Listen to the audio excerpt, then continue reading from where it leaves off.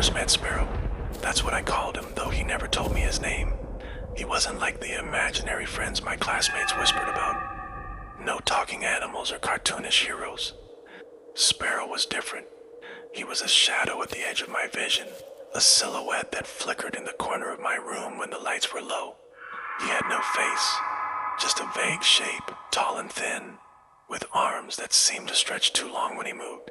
His voice was soft, like wind through dry leaves, and he spoke in riddles, half-formed thoughts that made sense only to a lonely kid like me. I'd sit cross-legged on my bedroom floor, the house quiet except for the hum of the fridge downstairs, and tell him my secrets, how I hated school, how my dad's shouting scared me, how I wished I could run away. Sparrow listened, his form swaying slightly, and sometimes he'd whisper back, "I'll stay with you, always." By the time I was 10, Sparrow was gone. Kids grow up, imaginary friends fade, and I buried him in the back of my mind, the childish memory I barely thought about. Life moved on. I got a job, an apartment, a routine.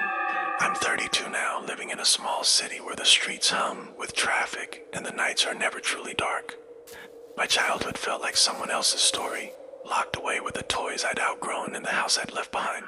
But 3 weeks ago, Sparrow came back, and nothing's been the same since.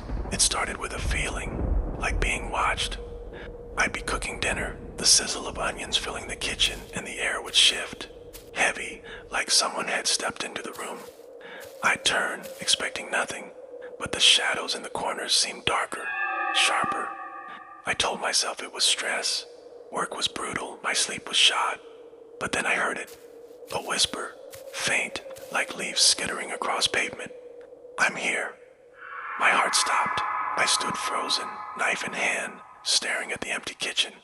The voice was Sparrow's, unchanged after all these years, soft and dry, curling into my thoughts. I tried to ignore it.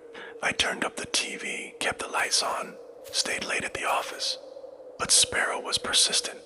I'd catch glimpses of him, a flicker in the bathroom mirror, a silhouette in the hallway, gone when I blinked. The whispers grew clearer, always at night, when the city outside my window felt quiet. "You forgot me," he'd say, his voice closer, like he was leaning over my shoulder. But I never left. I started checking the locks twice, 3 times, convincing myself it was my imagination, a trick of a tired mind. But deep down, I knew it wasn't. One night, I found a drawing under my couch. It was old, the paper brittle, the crayon lines faded. A child's sketch of a stag wiry with long arms and no face, standing under a scribbled tree. Sparrow I'd written in wobbly letters. I hadn't seen it in decades, hadn't kept anything from my childhood. My hands shook as I held it, the apartment too still, the air too thick. The whispers started again, louder, overlapping, like a chorus of dry leaves. "You drew me. You made me." I tore the drawing to pieces, my breath ragged, but the next morning it was back, whole, taped to my fridge. The crayon lines were brighter, the figure's arms longer, its edges bleeding into the paper. I stopped sleeping. The whispers were constant, Sparrow's voice weaving through my thoughts, pulling up memories I'd buried. Nights I'd cried myself to sleep, days I'd hidden from my dad's anger, moments I'd felt so alone I'd wished I could disappear. Sparrow remembered them all, reciting them like a litany, his voice soft but unrelenting. I was there. I stayed. "Why did you leave me?" I'd wake to find my apartment changed, furniture shifted slightly, books opened to pages I hadn't touched, mirrors fogged with faint outlines of long, thin fingers. Once I saw him fully, standing at the foot of my bed.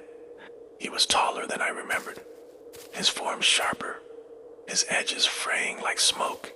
He had no eyes, but I felt his gaze, heavy, accusing.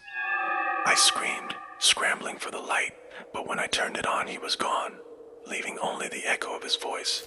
"I'm real now." I tried to research him, digging through old psychology books, forums about childhood imagination. Imaginary friends were normal, they said, projections of a kid's mind, harmless.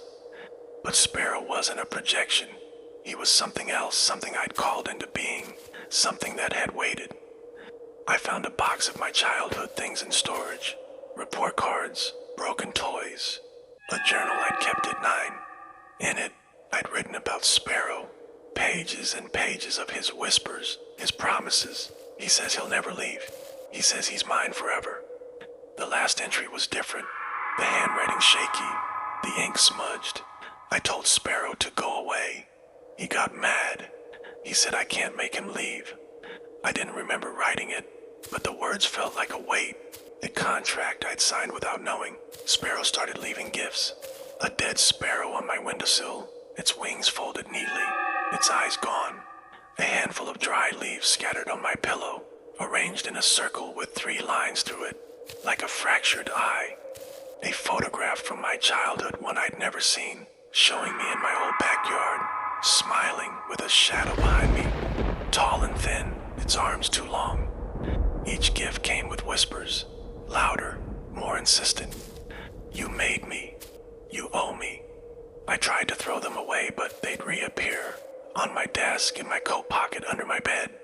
The apartment felt smaller, the walls closer, the shadows thicker. I stopped inviting people over. I couldn't explain the whispers, the gifts, the way the air turned cold when Sparrow was near. 2 nights ago I broke. I sat on the floor, the drawing in my hands, and spoke to him.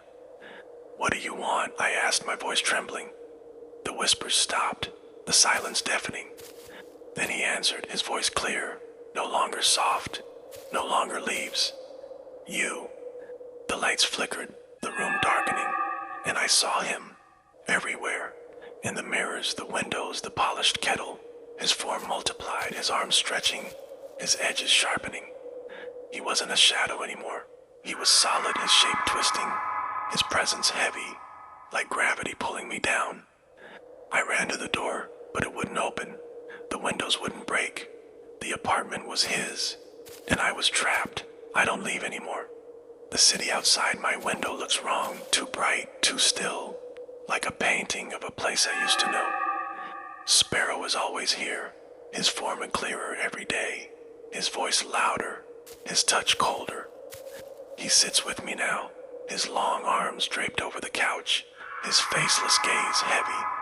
He whispers my memories, my fears, my secrets, and I can't tell if they're mine or his. The drawing is on the wall, framed in shadows, its crayon lines alive, pulsing. The gifts keep coming. More leaves, more bones, more photos, each one older, each one showing him closer, his shape sharper, his arms around me.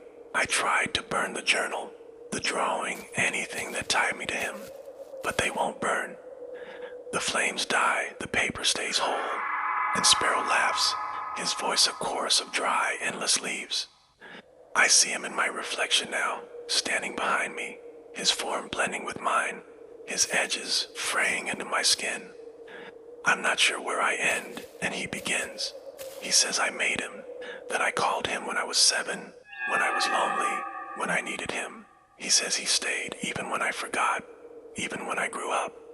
He says I owe him, and I'm starting to believe him. My apartment isn't mine anymore. The walls are soft like moss. The ceiling sags like branches bending low. The air smells of earth and decay, and the shadows move when I'm not looking, forming symbols I can't unsee. Circles with 3 lines, fractured eyes watching from every surface. Sparrow is everywhere, in every corner, every reflection, every breath. I write this now, my hands shaking, his voice guiding mine, his words blending with my own. I don't know if I'm writing to warn you or to call you, to make you see him too. He's here behind me, his arms longer, his form sharper, his whisper louder. Tell them, he says, and I do because I can't stop. My childhood imaginary friend came back, but I'm 32 now and he's not imaginary anymore. He's real and he's mine and I'm his, and I don't know how to make him leave. I don't know if I can. If you had an imaginary friend, do you remember them? Do you know where they went? Check your shadows, your mirrors, your dreams. They might be waiting, like Sparrow waited for me. Good night, and don't look behind you tonight.